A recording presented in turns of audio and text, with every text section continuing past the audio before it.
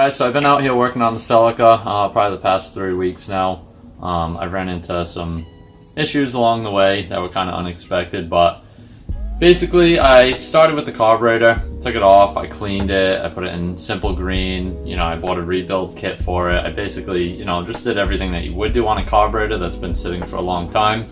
Got that all cleaned out, put it on, and then I took the original gas tank, which has just been sitting around since I bought this car, and I cleaned it out. I replaced all the lines on it because everything was just cracked and kind of, it was almost like plastic because it's just so old and it's just been sitting. I did all that. I put the tank back up, and when I tried starting it, I actually didn't have fuel to the carburetor. It wasn't pumping fuel at all.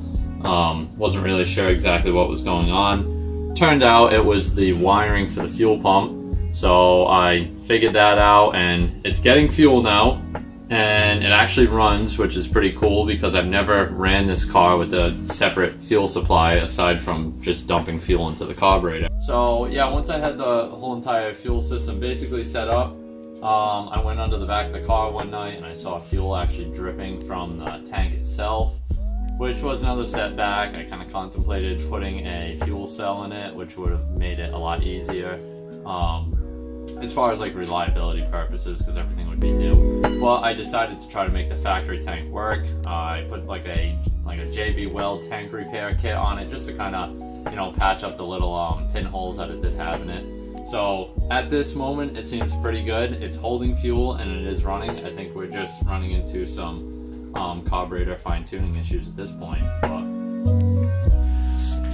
So yeah, here's a Weber carburetor that I've been working on. It is a retrofit kit for the 20R engine. They've probably been making these since like the 1980s, and it just kind of makes everything a lot simpler because with the factory Toyota carburetor, it's there's just not a lot of support for it. It's kind of tough to find all the tuning information and stuff on it. So that's what I'm running for a carburetor. It is just a 2-barrel. Pretty simple. It's easy to rejet and do all that fun stuff. And as far as the tank, like I was saying, just a factory tank. They're very hard to find. So, like I said, I had to make this one work. And if you look right here, this is one of the patches that I put on it, and also right there. And then I had a small one on the other side next to the strap. So that was basically just like sanding it down and then just putting some alcohol on it and then basically just like kneading some like putty together and just pushing it on it. It's actually a really simple process. Seems to be holding. I don't see any kind of I don't see any signs of like fuel dripping or anything like that. So that's looking pretty positive. So this is kind of like what I'm dealing with right now as far as interior. I do have an ignition that works. The gas pedal is hooked up. The clutch actually works. It definitely looks rough in here. I mean,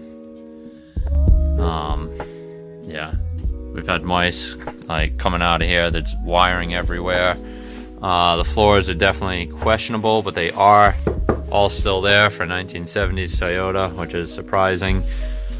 Here is the wiring for the fuel pump. That runs all the way back, so eventually I'll tie that up and get that situated. But yeah, we're basically just working on getting this to the point where it'll run and go in and out of the carport, which will be cool. Let's see if she starts. Starts but doesn't idle. The thing about not having a windshield is I can just like reach through it to start it.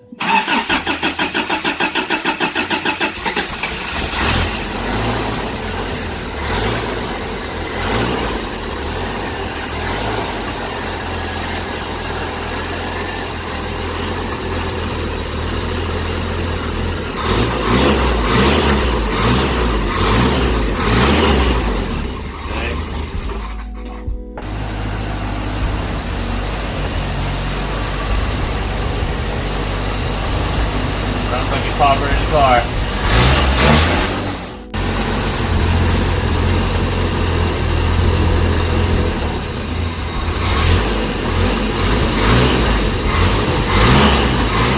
Alright, so now that we finally made it to this point that the car actually like starts and drives a little bit, I have a couple things I'm going to start working on, just kind of slowly chopping away. Obviously the car needs a windshield, and the car that's sitting here right next to it has a good windshield in it. As you guys know, we went down to Maryland. Yeah. Yes, Maryland. We went to Maryland and got that car, and once I get that in here, I gotta patch a little like rot hole right here where the windshield sits, but that's pretty easy. Once I get the windshield in, I have to work on getting the doors together. They're also kind of in rough shape. There's no glass in them or anything. So doors and windshield are my main priority, and then it will start looking pretty good from there. Alright guys, thanks for watching and tuning into this episode. I know it's definitely been slow progress because, you know, we're in New England. The weather's crazy. It's like 30 degrees out right now, but we're trying to keep the footage coming for you guys. So please like and subscribe, and we'll keep the